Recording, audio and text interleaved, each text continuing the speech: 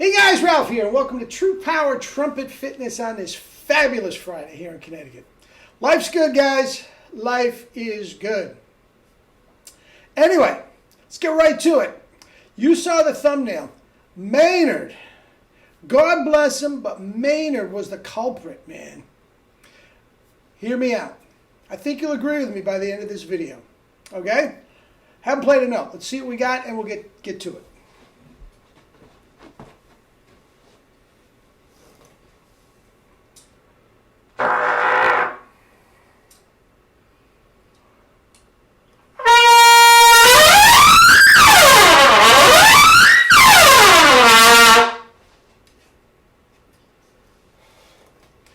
Fresh as a daisy.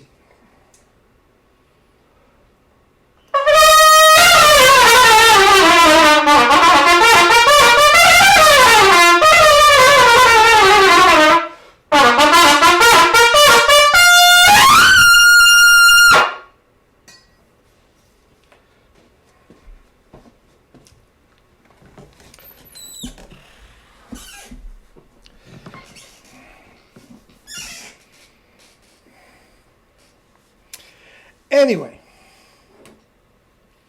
I've talked about this before. What a profound impact this genius had on my life, my career, the whole 9 yards. I think everybody watching this is in the same boat. I think he was the most, now, let me preface this. I don't think you have to consider him to be your favorite trumpet player. You don't have to like his style of music. You don't have to like his sound, none of that. But I think we'll all agree. He was the most influential trumpet player the last 100 years, maybe in the history of trumpet. Influential. Now also, guys, I want you young guys especially to think about this. You all know who he is, right? This was before the information age. This is before social media, and he was #1 on the pop charts, Rocky, unbelievably influential. In almost 99% good ways, what I'm going to talk about now in a bad way. Okay? Now, I told you, 19 years old, first time I ever heard Maynard. Studying with Vacchiano and Broyles, that's all I knew. I knew of Maynard. I knew he played high notes and all this sort of stuff. Never, ever. Fell right off the potato truck from Portland, Maine. I never heard anything like that in my life. And I think it's probably true with all of you if you think back of the first time you heard him play. Now, I want you to think about something before we even get to the nuts and bolts of my video. And I've mentioned this several times. How much easier, I'm not even going to say easier, how different would our lives and career be if Maynard never existed? I bet about 75% of us would be orchestral players today. I do believe that. Now, again, take away the fact that he wasn't the first one to play high notes. Take away the fact that he wasn't the only one play. I mean, Cat Anderson and Harry James and Bunny Berrigan. And I mean, God, no. He wasn't the first one, but he was the first one to bring it mainstream. He was the first one to get on the pop charts. He was the first one to play colleges and high schools and get every single trumpet player that ever heard him play, after they took their jaw off the floor, ran home that night, immediately got their trumpet out and woke up their family, woke up the people in my apartment and tried to play high notes. Okay? But I'm here to tell you, the bulk, and guys that had played with Maynard that follow this, Nick and some of the other can chime in on this, the bulk of his histrionics, all his movement, and I'll get to that in a second, on stage, was just for show. It was shtick. And wonderful shtick it was. I mean, what an entertainer. What a show. You don't have to be, I've seen him half a dozen times live. Every single time I brought a date. Okay? And they were not big jazz fans by any means. They just loved the show. And the fact that I was making a fool of myself, yeah, we love you, Maynard. That was cute as a button too. But anyway, now here's the thing. I'm going to leave a link down below.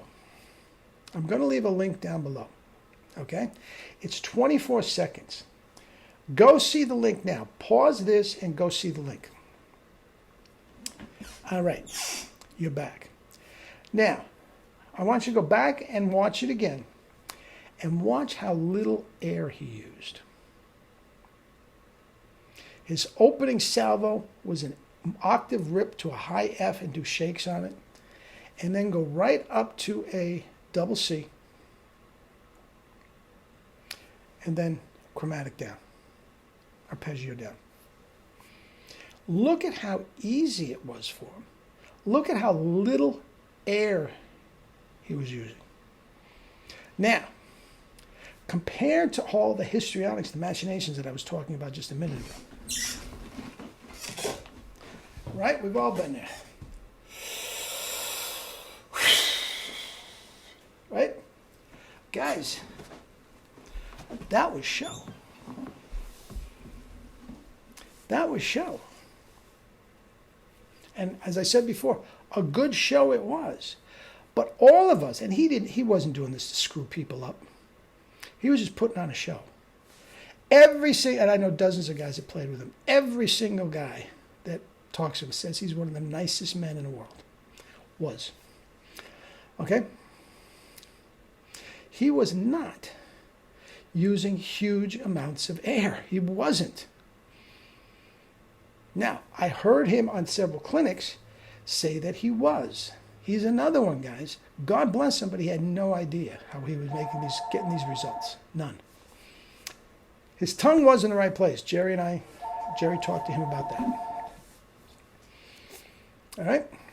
Now, one other thing, and I don't want to beat a dead horse, but guys, look at how overweight he is. This was towards the end of it.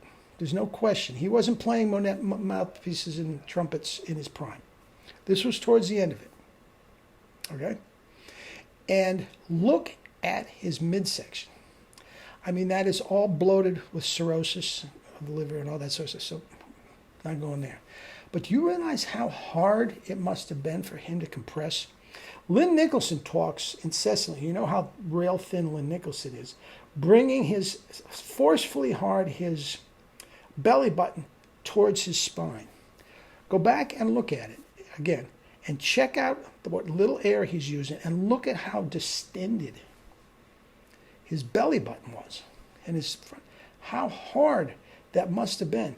If Lynn Nicholson's here and bring it in, he is way the heck out here and trying to bring it in with all this infection in it. Oh, God.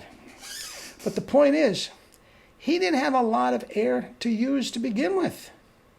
But the sniff, it wasn't this big production to get one air in. Now I'm going to go a step farther. I mean, much has been said about his time over in India studying yoga. Okay? And dry himself out and all this sort of stuff. And by the way, guys, anyway, I'll get to it in a second. Okay, and everybody talks about how the yogis breathe from the lower and fill up. Okay, that's fine. That's fine. But guys, what Maynard was doing on stage is not what the yogis were preaching at all. Now, I have researched and studied yoga for 25 years. And I'm actually a certified Kriya Yogi of the Kriya Yogi sect. Paramahansa Yogananda is my guru and whatnot. Certified. I have it. Now, the fact of the matter is, probably, and I've written 30 books or more. I don't even know. could be closer to 50 books on various subjects. And I do believe that my greatest achievement and my finest writing was this book on meditation. And that can absolutely help anybody relax the chops and anything. But anyway, here's the deal. This is how a yogi fills up deep.